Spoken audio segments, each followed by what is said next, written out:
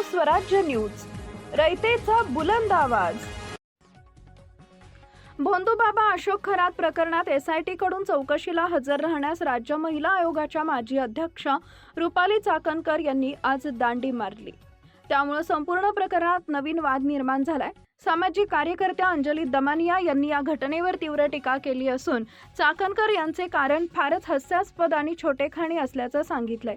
तसेच महिला व बालकल्याण मंत्री आदिती तटकरे यांच्या मौनावरही प्रश्न उपस्थित केला।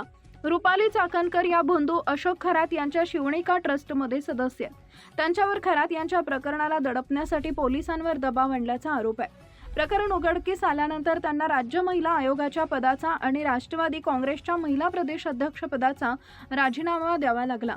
आता या प्रकरणाचा तपास करणाऱ्या विशेष पथकाने त्यांना चौकशीसाठी नोटीस पाठवली होती, पण चाकणकर यांनी हजर राहण्याचं टाळलं। त्यामुळे त्यांच्या मनात काही लपवायचे असावे अशी शंका निर्माण झाल्याचं अंजली दमानिया यांनी म्हटलंय। चाकणकर यांनी चौकशीसाठी येण्यास नकार देताना मी महिला आहे आणि प्रवास करणं मला जड जातं असं कारण सांगितलं। अंजली दमानिया यांनी हे कारण अतिशय विचित्र आणि क्षुल्लक असल्याचं म्हटलंय। रुपाली चाकणकर यांना पूर्वी अनेकदा प्रवास करताना आम्ही पाहिलेलं आहे। त्यांच्या भाषणाचे व्हिडिओ, समारंभात केक कापतानाचे व्हिडिओ आणि इतर कार्यक्रमांचे फोटो व्हिडिओ उपलब्ध आहेत। आता अचानक महिला असल्याचं सांगून प्रवास टाळणं कुणालाही पटणारं नाहीये। चाकणकर यांना खरोखरच काही लपवायचं नसतं तर त्या नक्कीच SIT समोर हजर झाल्या असत्या, पण त्यांनी जाणीवपूर्वक टाळाटाळ केल्यानं त्यांचा हेतू संशयास्पद ठरतात असं दमानिया म्हणाल्या। एका महिलेच्या नावानं असं किरकोळ कारण देणं बुद्धिमत्तेला धरून नाहीये। पूर्वी त्या वारंवार कार्यक्रमांना जात होत्या, पण आता एकदम अडचण निर्माण झाली हे कुणाच्याही लक्षात येईल।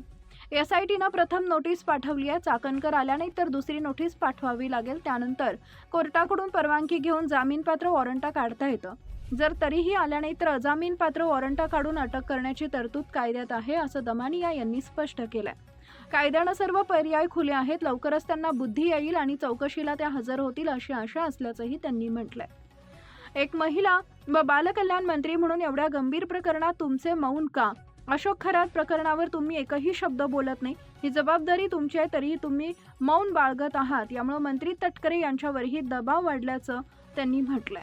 संपूर्ण प्रकरणात महिला सुरक्षा आणि न्याय व्यवस्थेच्या विश्वासार्हतेवर प्रश्नचिन्ह निर्माण झालंय।